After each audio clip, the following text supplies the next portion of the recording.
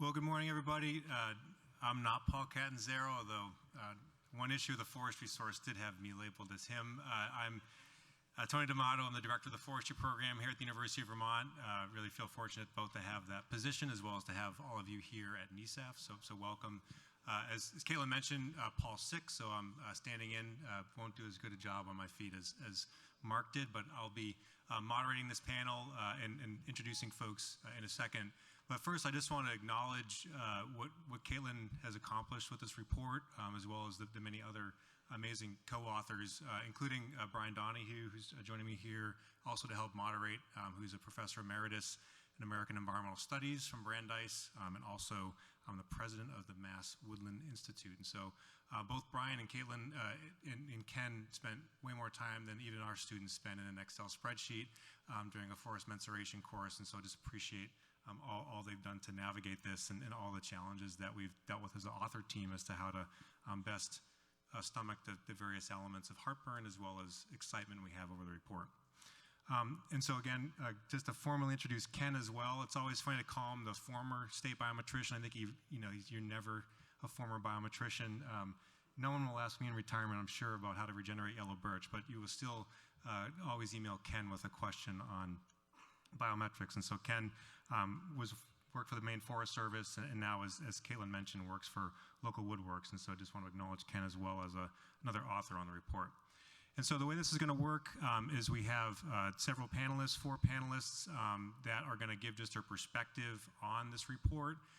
And then we'll open it up for both questions for the panelists as well as questions for Caitlin from the room. And so really there'll be some prepared comments and then kind of a broader discussion from everybody in the audience. And we'll have mics running around for questions and as well as mics running across the stage here. So I'm going to go through and just give an introduction. Again, none of these folks need introductions in this room, but just for formality here. So our first panelist is Julie Renaud Evans. Julie is the program director at the Northern Forest Center, where she's worked since 2009. Julie was part of the team that originated the community forest model and is a national leader in helping communities and nonprofits acquire and manage community forests to provide a sustainable flow of ecologic, economic, and social benefits. Julie uses her skills as a forester and former community planner to prepare and coach residents for their roles as permanent stewards for many community forests in the region. Julie earned both her MA in environmental education and her BS in forest management from the University of New Hampshire, although I always like to remind folks her first 3 years of that degree were actually spent at the University of Vermont, but the tuition scared her away, but we still kind of claim 3/4 of her greatness. Our second panelist is Lincoln Fish. Link has been a consulting forester for Bay State Forestry Service in Athol, Mass. since 1981. He's a founding member of the Hilltown Land Trust, a regional land trust serving the hill towns of western Massachusetts and headquartered in Ashfield, Mass. Lincoln has a Master's of Environmental Management from Duke University's School of Forestry, and his daughter, although he didn't come to U of M, is actually a current student finishing up, unfortunately, in environmental science, not forestry, but has been one of my failures over the past few years, but I did try. But she's another UVM connection there. Dave Publicover recently retired after 31 years at the Appalachian Mountain Club, where he served as a senior staff scientist and assistant director of research. Since the days of the Northern Forest Lands Council, Dave has been involved in research and advocacy in the areas of regional land conservation and land use, forest management, and renewable energy policy. As Caitlin mentioned, for 20 years he's been responsible for the management planning on AMC's Maine Woods Initiative, which is now 114,000 acres, where he sought to bring an ecological forestry approach to the restoration of these heavily harvested former industrial lands. And then our last person at a meeting in Vermont, probably don't need much of an introduction, but is Mike Snyder, who's the owner and principal of Greenfire Enterprises, consulting and advising in forests, forestry, outdoor rec, and strategic communications. As many of you know, previously you served for 12 years as the commissioner of Vermont's Department of Forest, Parks, and Recreation, and Vermont State Forester, a role that was basically appointed by 2 different governors from 2 different political parties. Prior to that, he was a county forester for this county, Chittenden County, for 14 years, providing land stewardship assistance to private landowners and municipalities. He also taught for 12 years at UVM and actually gave a guest lecture this past Monday, so he's still generous giving back to his alma mater. And also was a frequent columnist in Northern Woodlands magazine with his Woodswise column, which, as many of you already all know, is published now as a great book called Woodwise, An Exploration of Forest and Forestry. We're proud to say he got both his BS and his MS degree in forestry from the University of Vermont. So what we're going to do is pass the mic through the crowd after our panelists introduce themselves, and again, that will be your opportunity to give questions, both what Caitlin presented on as well as to the group. But I think in order of introduction, is the microphone up here? Oh, okay. All right. I think we were going to start with Julie and go from there.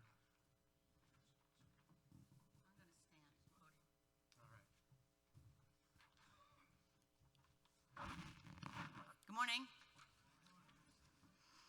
Thank you, Tony. And I want to remind you that I live in northern New Hampshire, and working for the Northern Forest Center represents a geography of 30 million acres that stretches from the Adirondacks to northern Maine. And at the center, we work at the intersection of, I'm sorry, I'm a little nervous this morning. I'm going to start over.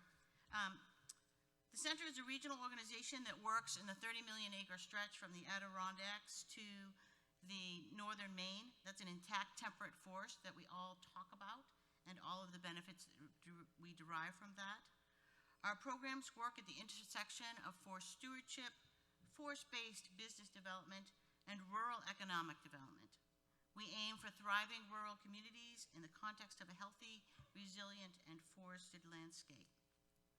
My first response to this excellent report is bravo, bravo. Thank you to this team for writing this very important summary of the conditions we find ourselves in New England. I appreciate the truth-telling. I appreciate the looking at the regional level, at the landscape, how we are living and providing for our lifestyles, how we are using our resources, and as the report points out, the current imbalance in New England of how we use our wood and our forests and how our consumptive habits are out of line. At the Northern Forest Center, we think about and advocate for forests from a holistic perspective, how we derive economic, ecological, and social benefits from this forested landscape for now and into, really, the indefinite future. This report offers a pathway to a sustainable New England region where products are made from wood, are grown here, manufactured here, and consumed here. More equally, of course, across the north-south geography that Caitlin described. This will take a lot of work and a lot of choices from consumers, landowners, land managers, foresters like ourselves, entrepreneurs, and policymakers. And certainly climate change is adding an urgency to this. I'd like to talk about 3 opportunities for us as foresters to engage in advancing the vision laid out this morning and in the report. First, let's recognize this as an incredible opportunity to increase the regional forest economy. Caitlin gave us numerous data about production and consumption, and even as she described how those might shift as we approach this vision, there are opportunities here that we can reorient, retool our industries for new and emerging markets that not only sustain forest product industries and jobs, but also increase and highlight the role that forest products, not just forest management, but forest products, play in the climate change context. New products, as Caitlin described, like mass timber, wood insulation, wood-based materials as replacements for single-use plastics, and efficient forms of bioenergy are all real examples of markets in this region. We think that industries, governments, and consumers all need to work towards pursuing those new products and markets more aggressively. We also need to attract a new generation of entrepreneurs and workers, both in the woods and in manufacturing, who are excited that ecological forestry and wood products can be a part of the climate solution as much as heat pumps and electric cars. I hope that investments in new products, markets, and entrepreneurs throughout the region can help us improve the imbalance of production and consumption. Secondly, I've been a forester for a long time, and since I was in college, we have been saying we must advocate for our profession more. And I'm a tad sad that at so many years forward, we're still saying that. Like never before, I really do feel like this is our time to speak loudly about what we do, to speak proudly about what we know, and to use it as a tool to explain how these can contribute to addressing climate change. I'm very concerned about the southern New England states.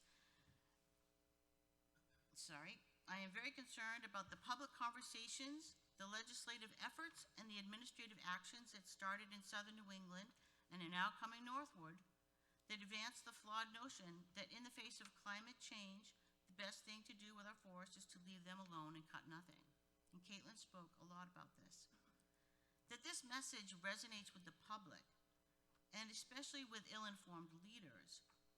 While the region produces only 7% of the wood needs and their consumption feels insane to me. I encourage all of us to spread this report widely, to share with policymakers and leaders, to embrace the vision, and to speak up about the proposed solutions, including recognizing the ecological forestry that is already done on many of our public lands. And the last point, I know I'm speaking largely to the choir about ecological forestry. For me, ecological forestry is just as simple as good forestry. If we as foresters are practicing all that we learned in both silvics and silviculture classes, if we are incorporating ecological principles in both our observations and our prescriptions, if we are truly having the long-term view that we all speak about, and if economic returns are only one portion of our considerations, then we are indeed treating the forest well. In the face of climate change and in the face of the society's need for wood, we must all use our scientific training to advance these principles in our daily work. Only then can we ensure that the forest is available for the suite of benefits that we rely upon for long-term sustainability and for climate resiliency. This report recognizes the overcutting in the north and the undercutting in the south. It's hard to call that out, but I think everyone in this room knows it.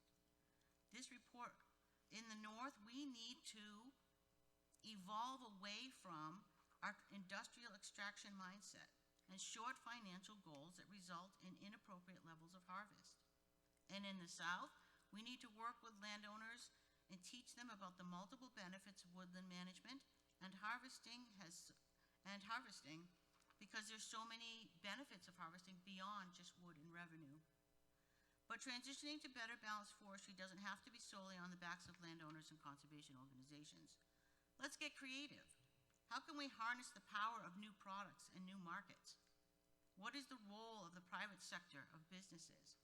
Can fairly applied and executed carbon programs help with this? I do believe the New England forest can provide many, many benefits, including a robust forest economy based upon a matrix of land ownerships and forest management founded in ecological principles. Will we, as foresters, take the challenge? Will we be leaders who stand behind this report and passionately share our knowledge to the public and the policymakers? This is our time, and I hope we accept the challenge. Thank you.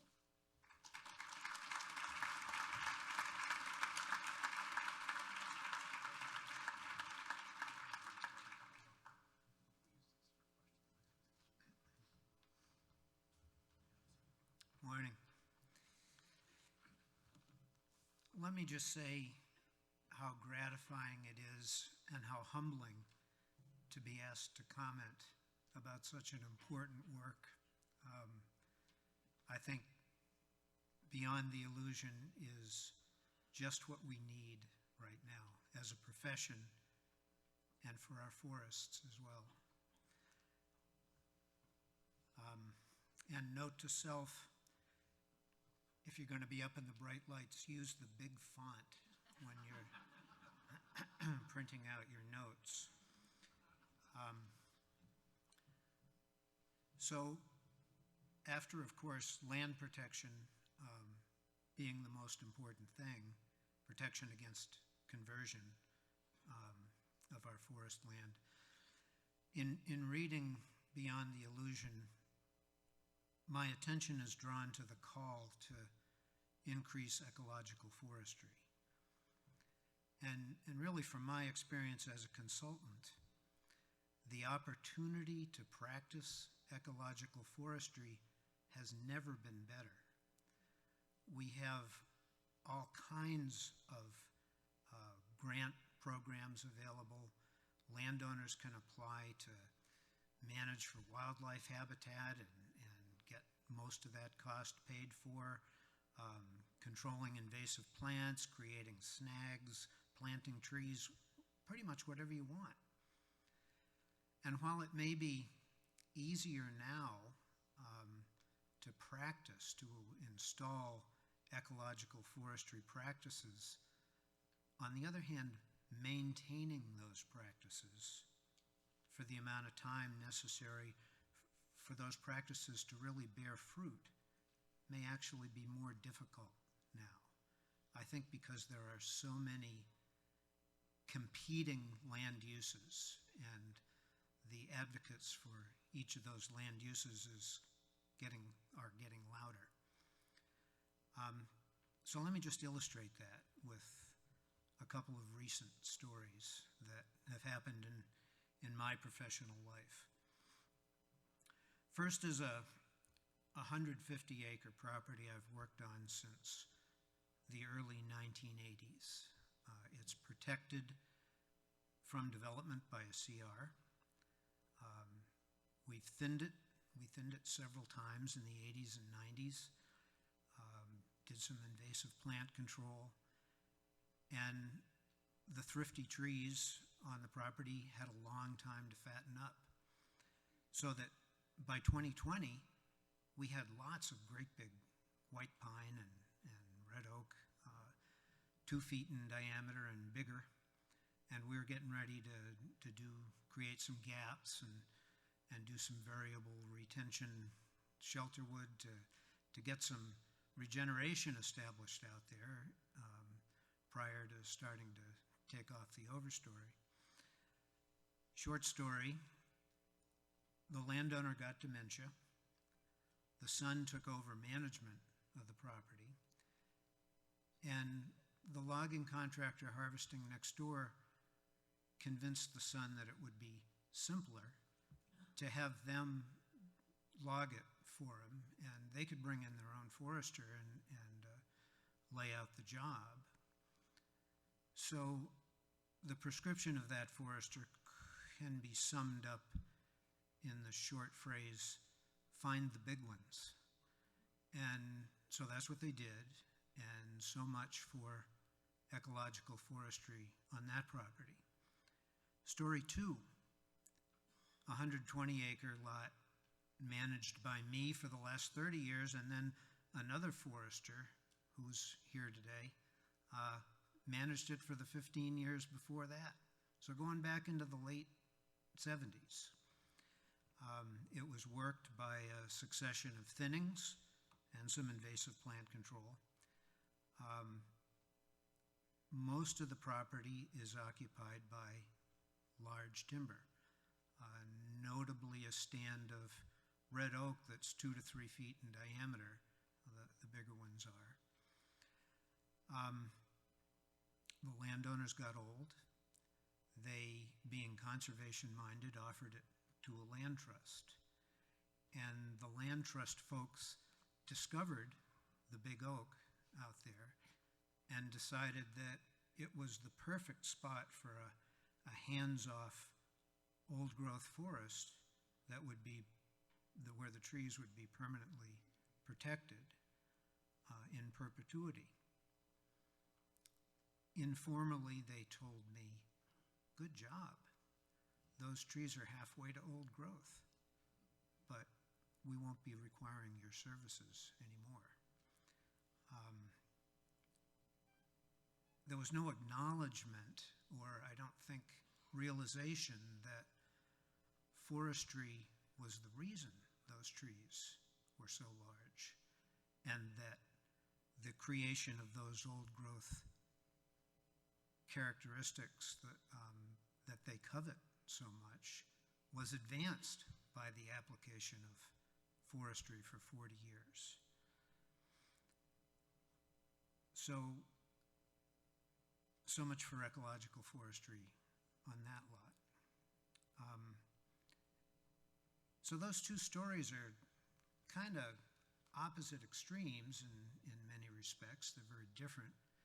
But I think they both point out that the time frame necessary for ecological forestry to be carried out is so long that it becomes vulnerable to being short-circuited by various forces. And in order to realize the benefits of ecological forestry, we really need to protect our land base from forest conversion, from premature liquidation cutting, and, I have to say it, from well-meaning but ultimately ignorant do-gooders and their version of land conversion.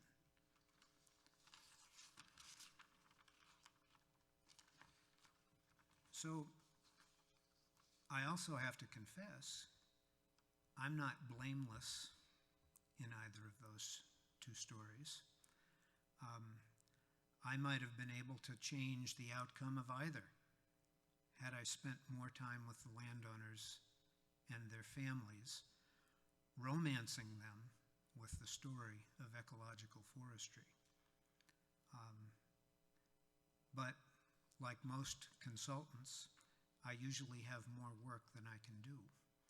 And I will often cut short landowner interactions in order to get work done. I have to say I really like the idea of the new Massachusetts DCR program that is going to pay to fund forester time spent with landowners. For every management plan, there's an opportunity to spend several hours walking in the woods with your landowner, or sitting around their kitchen table drinking bad coffee and talking about good forestry and what it means to you and your vision for their woods and what their vision is. I think that's a really good step in the right direction. It's a new era. We have the funding to accomplish ecological forestry, at least at the present time where I work. We have to be more effective in conveying our passion about it to our landowners and to the public. And in the land protection world, much more attention needs to be paid to protecting working lands if we're to achieve that 6 times the amount of working forest compared to the reserves. We're not on that trajectory right now. And really, other than NEF, I don't see anybody out there advocating or championing this cause on private lands. I think we need to do more of that. Thank you.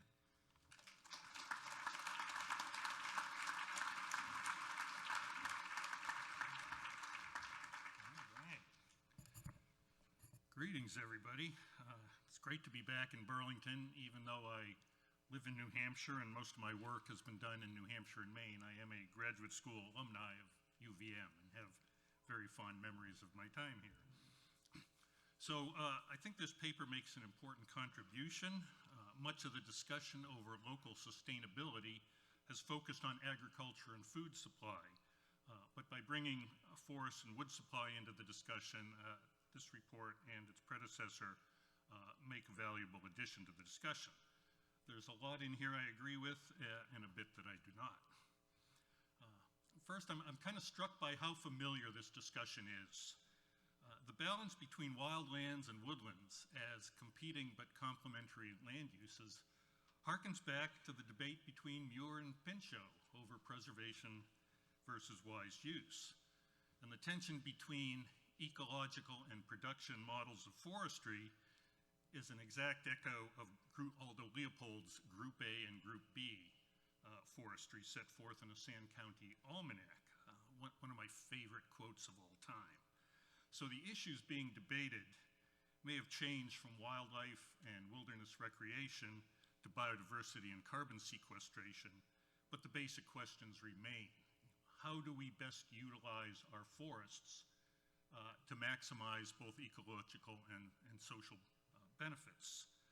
And how do we move towards that appropriate balance? So the report characterizes land use across New England by ownership, but I tend to think of it in different boxes focused more on use. In 4 categories, we have natural areas, including both strictly defined wild lands as well as other areas designated to be maintained as natural areas in management plans. And these include primarily lands on public and NGO ownerships. We have production forestry, what we learned in school, culmination of mean annual increment, the efficient production of timber, primarily on the large commercial ownerships of northern New England.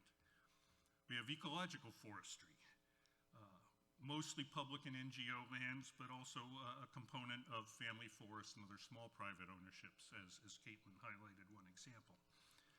And finally, we have kind of the forgotten category, which is passive management. And this is the large expanse of smaller private ownerships that are mostly left alone.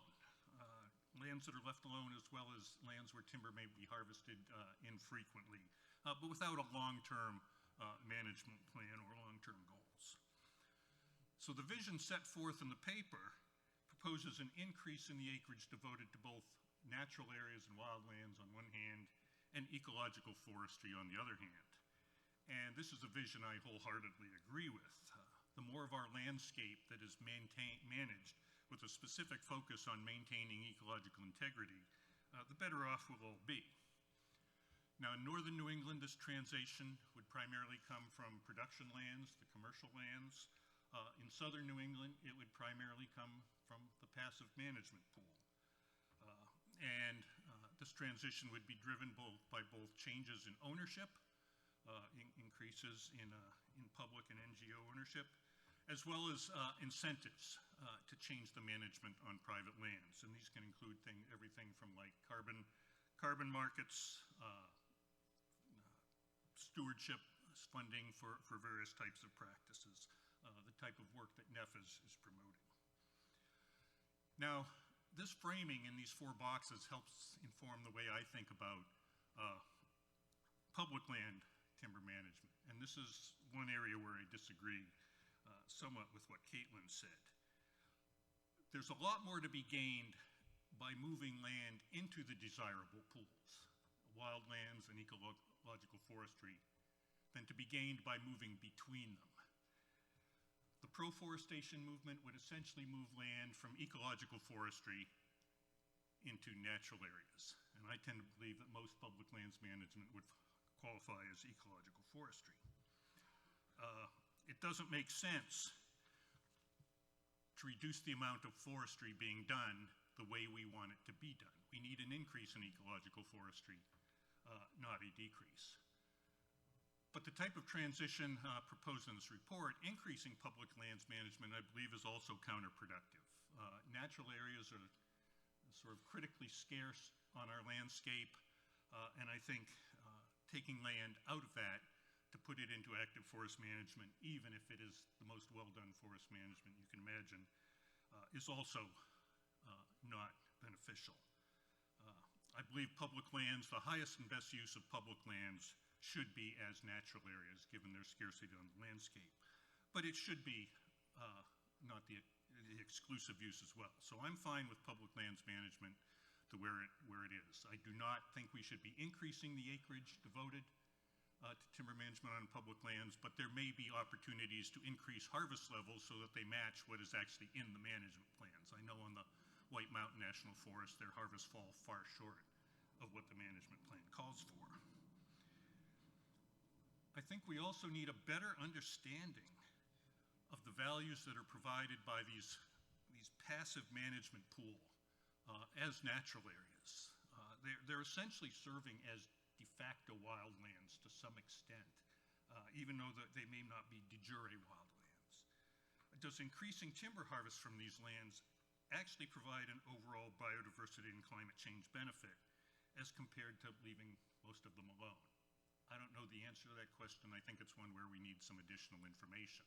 There's a huge number of complex factors, the impacts, the ecological impacts of importing wood from southeastern pine plantations, those types of things.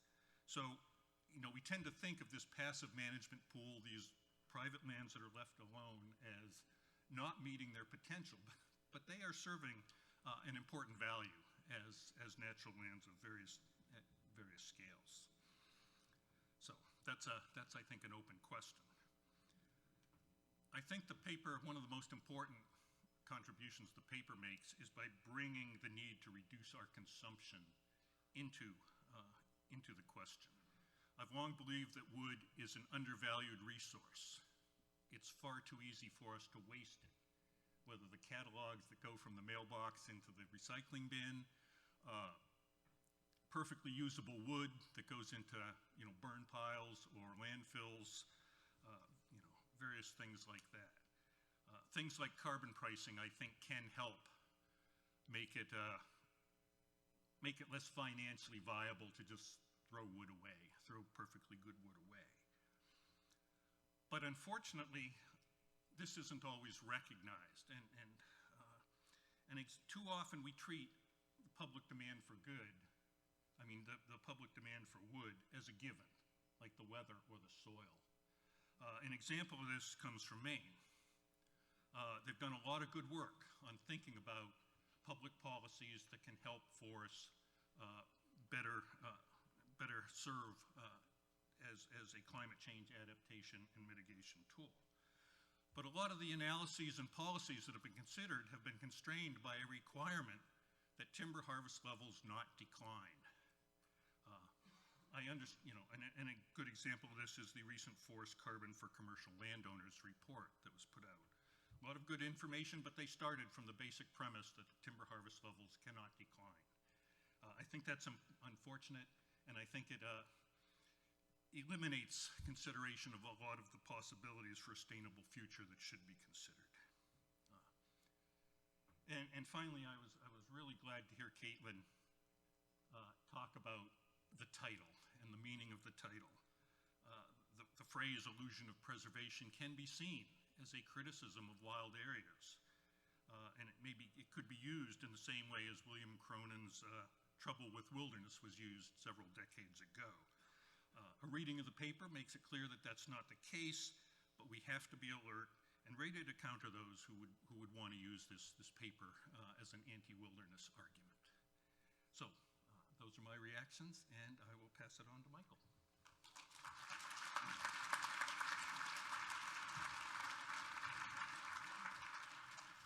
Thank you, David. Thanks to you all for being here. I am also honored and humbled to be asked to comment, offer a few thoughts and reflections on reading this important work. But again, begin with thank you, Caitlin, for an excellent presentation, and to the entire team of authors for your excellent work on this publication. My sense, and I'll admit my hope, is that this publication and the conversation we're about to have about it and ongoing is what's been missing, and it's what's needed in the debate, if you will, the conversation about forests and forestry, certainly as it has come to be of late. It's honest, it's realistic, and it's sober, even while being highly readable without preachiness or scolding. That's powerful. Notably, it focuses on our shared responsibility. And not for nothing, it places primacy on responsibility and our shared interest in the forests. This is key, I'd say, and there's no getting around it. So I really appreciate the author's focus, and again, it's putting primacy on a shared interest and responsibility. It's also a coherent, integrated view. It's not just one thing, right? There's something here for everyone, something to like, and I think, as maybe David just hinted, maybe for some folks to be, some of us, some things to be a little uncomfortable about. I think that's also really good. It does so with a data-driven reflection on past and current conditions, and with what are clearly bold, but I think actionable, proposed steps forward in broad strokes. And so it's just so refreshing to me to read this work and what it represents and the approach the authors have taken to it. I think it's empowering, and it should be for all of us. Drilling in a bit, I was asked to speak more specifically to the public lands elements. And so for that, I come with a perspective and belief that public lands are really special. I think that's probably true for most, and I'm guessing the reasons will vary, and the mix of our reasons why we think public lands are special will vary among us, but there's no getting around it. Public lands really are special. For me, that specialness of public lands in particular can be seen and experienced by the fact that they function often as kind of ecological anchors and connectors.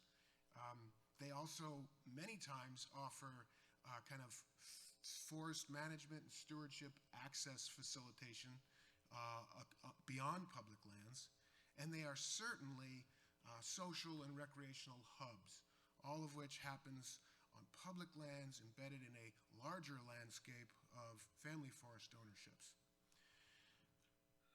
Moreover, I think they are places where, and this is where I'm going to perhaps disagree with my colleague David here and say, I think public lands offer an opportunity and I think a responsibility for forest stewards and managers, public lands managers, to try things that no family forest owner in their right mind would likely try.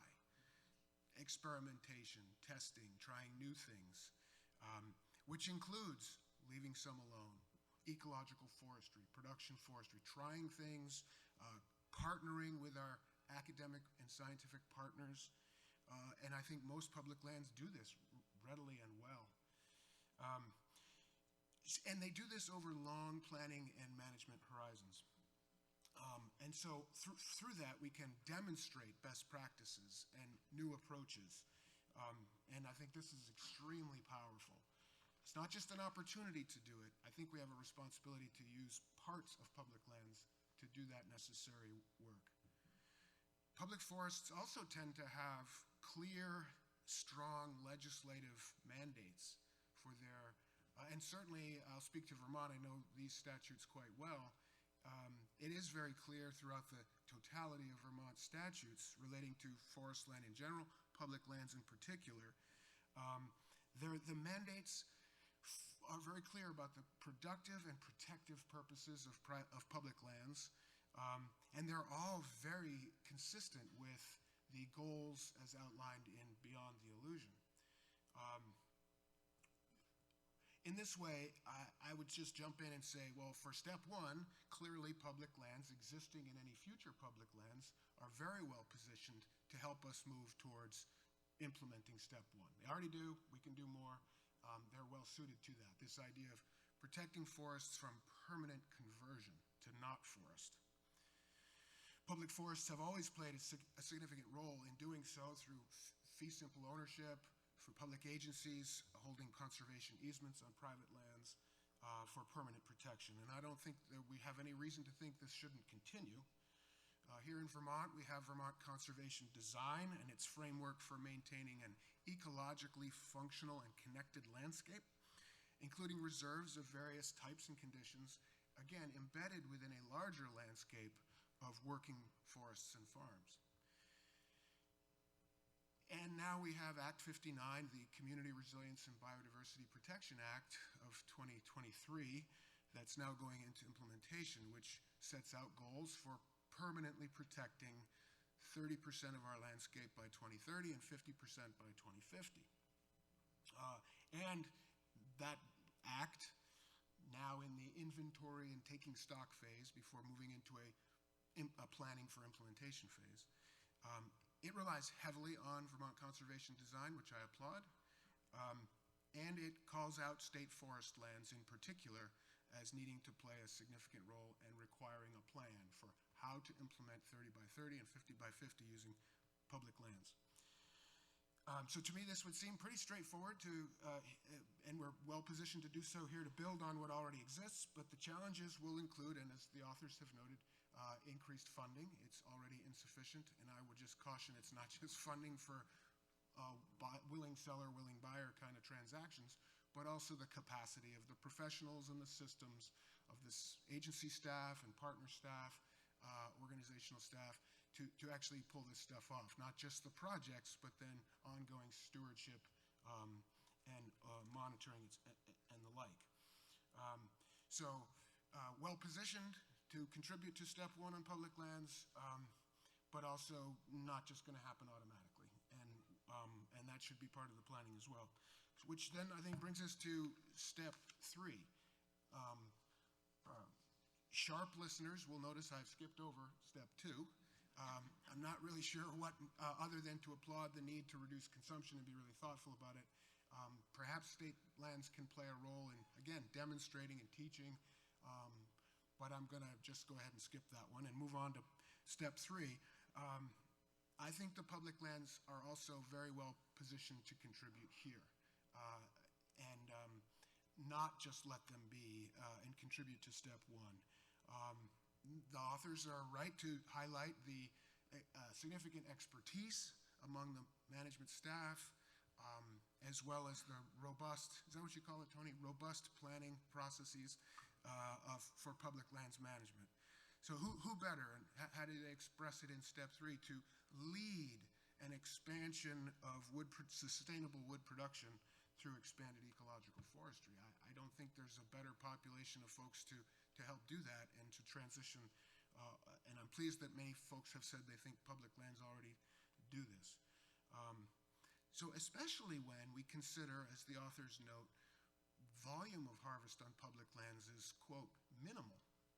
And in fact, here in Vermont, the campaign to oppose logging on public lands has pointed to this low level of harvest on public lands as a reason to do away with those harvests. They're so small, what would be the problem if they went to zero? I think we really need to think about that. Not only does it betray wicked blind spots, the role in any given local community, 1% of the harvest in Vermont, but for a small rural logging contractor, it's a significant percentage of that contractor's annual business and revenue, not to mention the cascade of effects in the local community. So it's really overly simplistic and, again, betrays a blind spot to say it's just de minimis, so let's let it go away.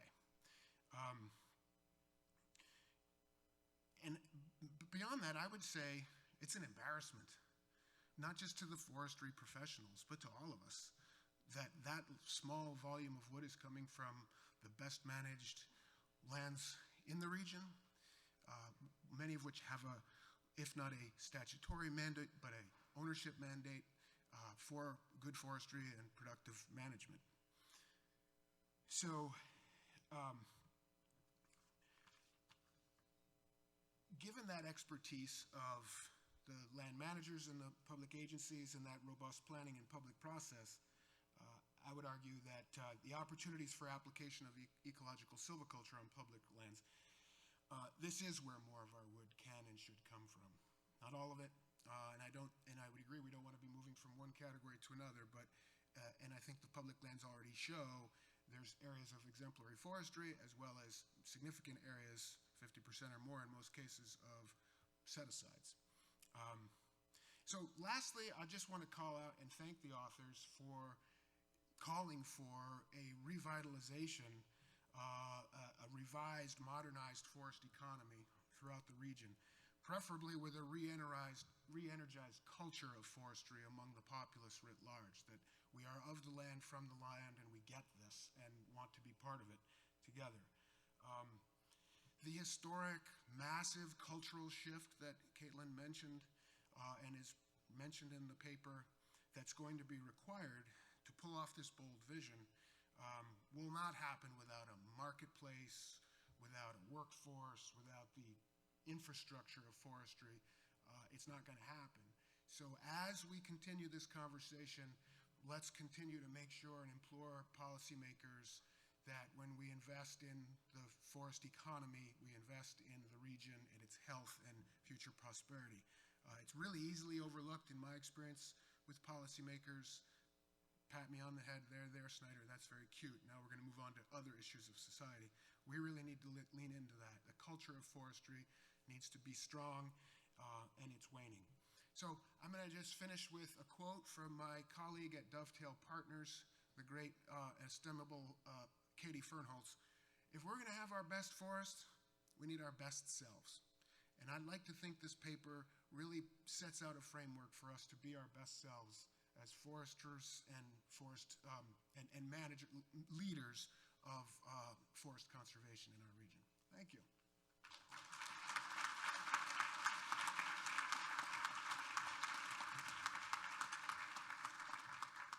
So we have some time set aside now, both for questions for Caitlin, anyone who wants to dig in the numbers with Ken.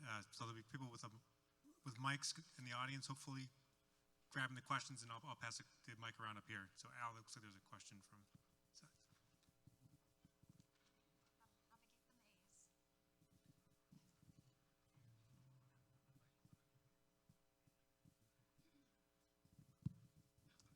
Yeah, hi there. Obviously, to do good and sustainable forestry, we need good markets for low-grade material. My question is, what's the basis of your assumption that New England can sustain 40% of their wood production in low-grade markets when my career has just seen one pulp mill after another close?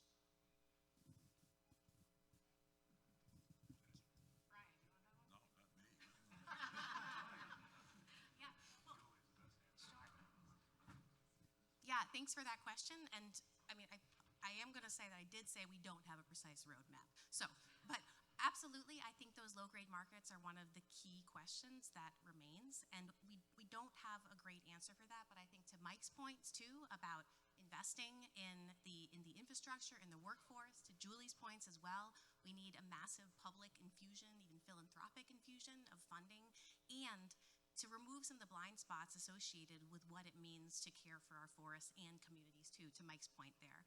So I don't have a great answer for that. And I think that's why we want to start this conversation so that we can explore what that means together to reestablish especially those low-grade markets. But there are options out there, and some of the innovations that Julie spoke to as well, I think can be, we need to celebrate those and advance those even more, reorient or thinking more about other ways in which we can reorient what is currently low grade towards more durable products and stimulate those innovations. That's a pretty vague response, and so I'm going to hand the mic back to Brian and make him answer as well. So I'm not a forester, I'm just an historian, but if you look at the numbers, we all know that you need to cut low grade to produce high grade. But if you look at the way we did the numbers, the amount of low-grade production goes down quite a lot, and I think that acknowledges that kind of shift in orientation. But as to how we keep those markets in New England, that's beyond me. That's a big lift.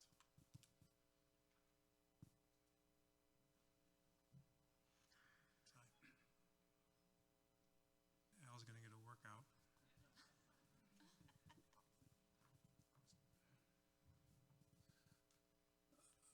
Let's see. First, great report. Nice job. We can dicker about the numbers, but nice report.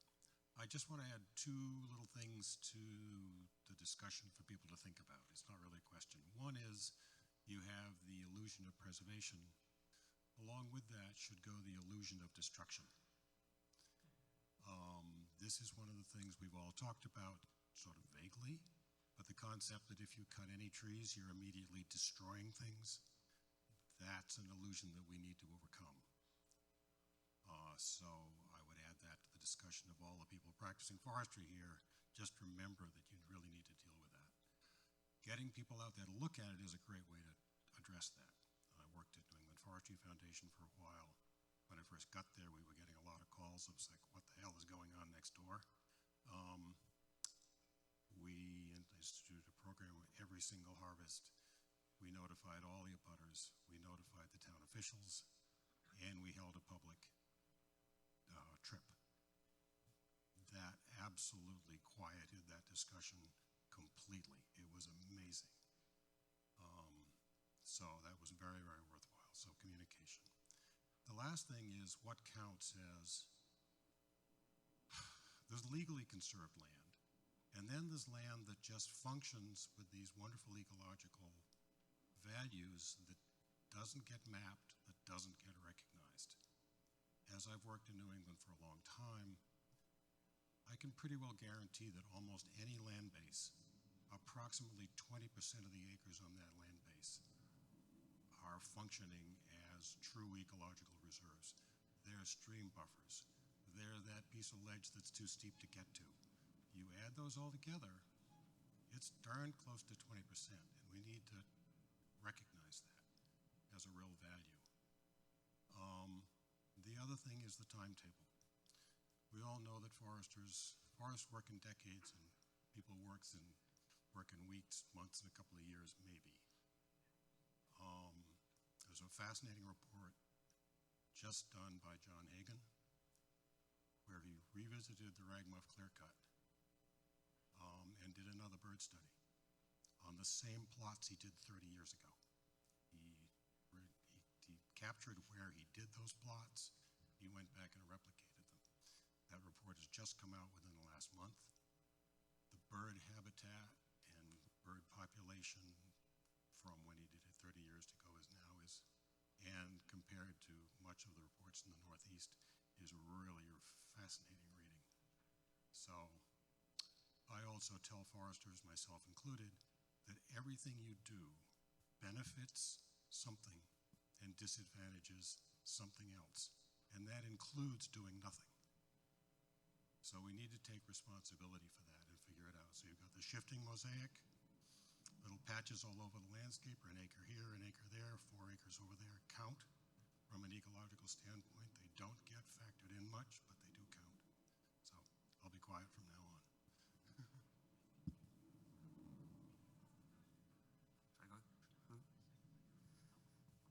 This is a terrific report, and I think it makes sense at a conference of foresters to particularly focus on the rural lands side of things.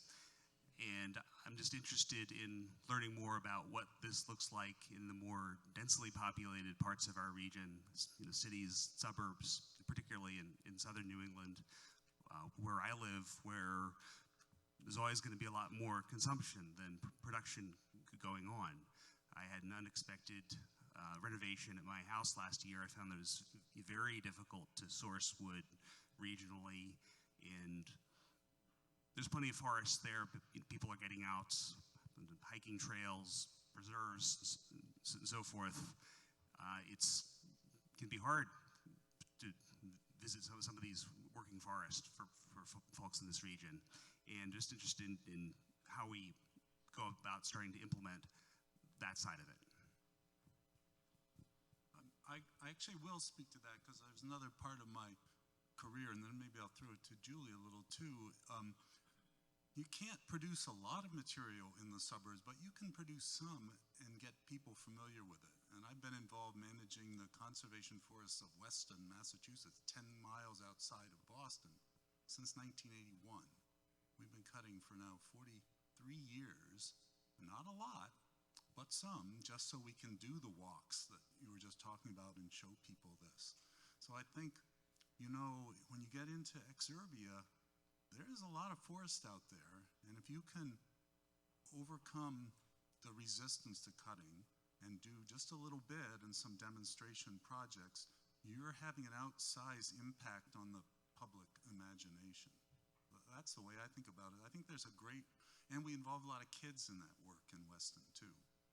Mostly cutting firewood, but they're out splitting wood. And, so I think that there's a kind of community forest aspect to this that in the suburbs that goes beyond just the nice green spaces that can involve some production. Yeah. And I I will take this sort of to the community forest realm, which is, first of all, I'll take a lesson that I learned from Seibold years ago at a NESAF meeting, which is don't go too many years between treatments on public lands, right? Because they forget about the visual impact of a harvest, and then they don't want to see that anymore. So it's all about teaching, it's all about communications, it's all about engagement, and using small town forests or beloved lands in any community to manage them well, be visible about it, talk about it, bring people there, to include not only the benefits that are obvious to them, like songbirds and recreational trails, but more importantly, the full gamut of our forestry experience in terms of management, right? So species and diversity and vertical structure and thinnings, et cetera. So you want to make sure all of those conversations are part of it. And it doesn't necessarily get to, I think it gets to Mike's point about the culture of forestry, right? So we need to get up front again. People enjoy learning this. People enjoy forests, and they want to learn about it. And I would say that's one small piece that we can do, is to just keep at it, keep at it, keep at it. And when you go to your lumber yard, say, why are you giving me plywood from Indonesia? And they'll say, I can't get it. But at least you've raised the question, right? At least you've taught them to think about it. Ask for locally sourced wood. And again, to the point earlier about low-grade markets, it's going to take investment. It's going to take investment at the small business level. It's going to take investment at the small regional and community level to make this strong all the way from the woods to the sale of the wood products. Right? So, hope that's a little bit helpful. Yeah, Lincoln? A question for Caitlin. Oh, I'm Could sorry. I finish? I think as part of our work as foresters, one of the things we should keep in the back of our mind is to seize every opportunity we can to do something to make a product that people can use locally. Because if we don't, if we just load it on trailers and send it off to somewhere far away, people are not emotionally connected with that product at all. If it's sent to the sawmill down the road or in the next town, and even in Western Mass, where we have quite a wood-based economy, even though it's small, very few people know how to get that done, how to if somebody needs some timbers for their barn or their to renovate the town hall or put a bench in the town square, how do we get that done? How do we turn something that is round into something that's squared off and we can use? If we can create things like that and use them locally as part of our harvests, that in itself is a big step in overcoming the resistance to harvesting, because people emotionally will respond to it and feel about that harvest much differently if there's something that they can actually use and touch that comes from it. This is something we're going to talk about tomorrow afternoon at the communications workshop.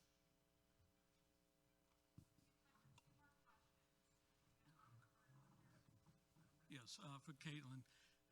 On the study of production, the production side, do you know if they factored in the products, the raw material that is moved to, say, Canada, overseas, or to mills outside of New England? Do you know if that was part of the study? Yeah, that's a great question. No, it was not. We did not. We assumed that what was produced here stayed here. What happened in New England stays in New England. It was simply not tractable after weeks of exploring various international reports of where wood products flow and across boundaries and whatnot, to be able to address those international and even within the U.S. flows. So no, it's simply looking at New England.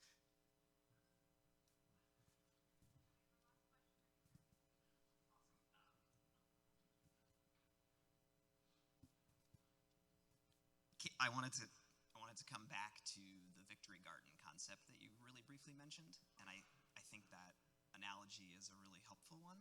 And my question is, so a garden, right? We don't get to the end of growing a row of carrots and then say, oh, why is 60% of this low-grade wood? Like, what? Throw them out. Like, we don't need them. Like, so tending and like a culture of taking care of forests is something that I think we're lacking. And I'm wondering how you might jumpstart that Victory Garden thing, where you have people, actually doing something with their own woods, as opposed to simply, let's bring in some big machinery and deal with this low-grade wood at the end. Like, what if we tended and actually grew less low-grade wood to begin with, like a garden? And how would we jumpstart that process to help kind of deal with the low-grade market question, and also sort of, ramp up the production of quality wood here? That's a great question. I wonder if it might be one that somebody else wants to take. As you know, Barrett, I'm not a forester, so. Tony?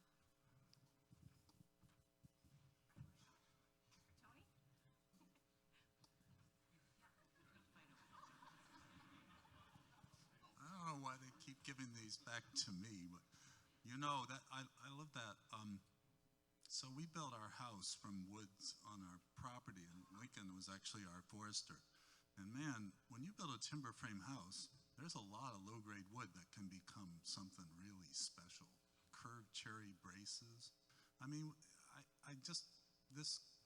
building this culture of knowing what wood is and using it in inventive ways, I think there's a lot to be made from that. We got Peterman's bowls in Gill where I live, where he upcycles all these crazy landscape trees and makes these beautiful spalted maple bowls and all that. So, I mean, that's not going to solve the vast amount of wood that we consume as a society. But the more we can do that tactile stuff and connect people closely with wood from near them, yeah, that's a big road to winning over the public mind.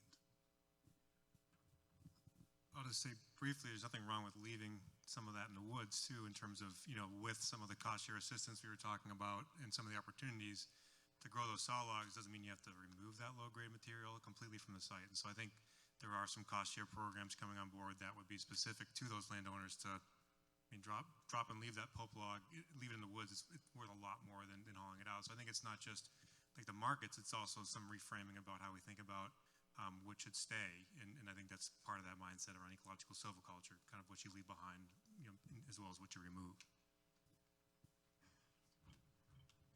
And I will just say one more thing, and thanks for mentioning the Victory Gardens piece too, because I do think that is really an apt analogy.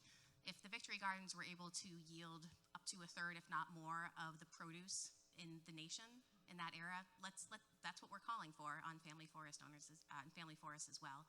And I think that takes a celebration that we need to embrace and amplify around using local wood too. And so think of how much we celebrate local food and organic food. And one of the tricky things there is that the timeline associated with being able to yoink those organic carrots out of the ground is much faster than being able to generate and produce, the very trees that went into Brian's house that he's describing there. But I do think that takes us celebrating local wood and to Julie's point earlier, asking, well, why, a teak deck set? Could this not have been locally produced instead? And so I think those are the starts of questions, and I do really believe in the power of that kind of social norming and pressure. It certainly influenced how we address food, for example. And I think that can be a part of it too. It's that cultural shift. Hey everybody, I'm just going to jump in here at the end. It's a great report. I think there's a lot in there to chew on. I'm sort of struck by the number 2 point of the overall goal of reducing consumption by 25%. Just curious what the panel thinks about the need to reconcile the fact that maybe it's a goal at this point to substitute renewable forest products for non-renewable building materials like concrete and steel. So if we can view that as a goal that we're moving towards, how do you square that with the need to reduce what's overall, our overall consumption along those lines, there has been little discussed regarding what I guess you could call good production forestry, right? Is there room in the conversation to recognize production forestry as an important part of our toolkit, not necessarily as something less than ecological forestry, but if we're starting to think about how land is allocated, does that need to be part of the conversation as well? Thanks. You want to speak to I'll quickly speak to the consumption piece of it and then pass it over to you, Dave. Thanks. Yes, so you're absolutely right that if we might imagine a reinvigorated and really vibrant bioeconomy with wood products as a major component of that in terms of how we are building, especially our buildings, more mass timber, for example, then yes, that reduction in consumption of 25% might not hold. Maybe we're not going to see that much reduction. What we're calling for, that 25% reduction in consumption, really is actually consistent with a track that we are likely to be on if those population and housing start projections do hold. So we're kind of on a natural trajectory to that already, but we do acknowledge that yes, that may well shift if we do adopt, and as we should adopt, less carbon intensive building materials than say steel, concrete, polystyrene, et cetera. But some of that is in there. I mean, that reduction, sorry, just to qualify what Caitlin said a little bit, when we did those consumption reduction numbers, that was from the Massachusetts Building Sector report of their 2050 decarbonization plan. That is, and we built in some increase in mass timber into that, because mass timber is not a huge amount of the building market. So, who's going to speak to the? I think you raised an interesting question about the role of production forestry, and I'd even take it a step further. Is there a role for real intensive high yield management? That's kind of a scenario that hasn't been addressed. I remember reading a paper over 30 years ago, I believe it was by Roger Sedjo of the World Resources Institute, and he'd done a calculation that said all of the world's demand for wood fiber could be met by 4% of the world's forest acreage if it was managed really intensively, and would allow you to leave the rest for nature. That's a trade-off I'd take any day of the week. Now, given population growth, it's probably no longer 4%, it might be 10%. The Forest Carbon for Commercial Landowners study in Maine, I think, looked at that scenario, and they, from a carbon standpoint, I believe their optimal scenario was a significant increase in reserves and a significant increase in intensive high-yield management. But they sort of dismissed that scenario because they thought that the decline in ecosystem services from devoting a larger proportion of land to essentially what become forest agriculture areas, sacrifice zones, wasn't worth the trade-off. So, I mean, we assume, and I assume, that more acreage in ecological forestry is better than a smaller acreage of, sort of high-yield production forestry. But I think that's an open question. I think that, is worth including in some of these considerations.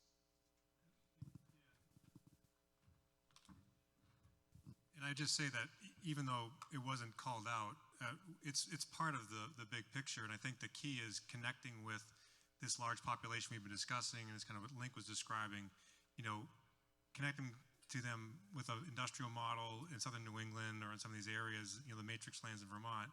It's likely not going to be kind of an expansion of that practice, and I would argue that we've actually had a decline of that practice writ large on our industrial ownership, even in terms of how much true investment is happening on a lot of those lands in intensive silviculture.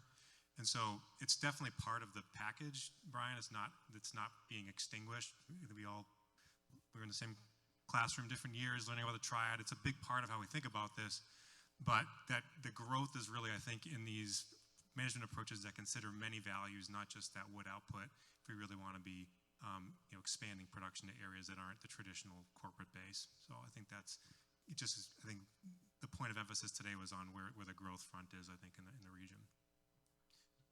So I think are we able to keep, yeah, I was gonna say we're like 2 questions beyond the last question. So just want to thank Caitlin and the panelists for doing this, and also thank Paul Catanzaro. He's not here, but was a huge part of this report that I think began a few years ago over a beer with Mike Snyder, just talking about what was going on. And so just appreciate all the work that went into this and your patience and comments, and look forward to talking to folks more after this.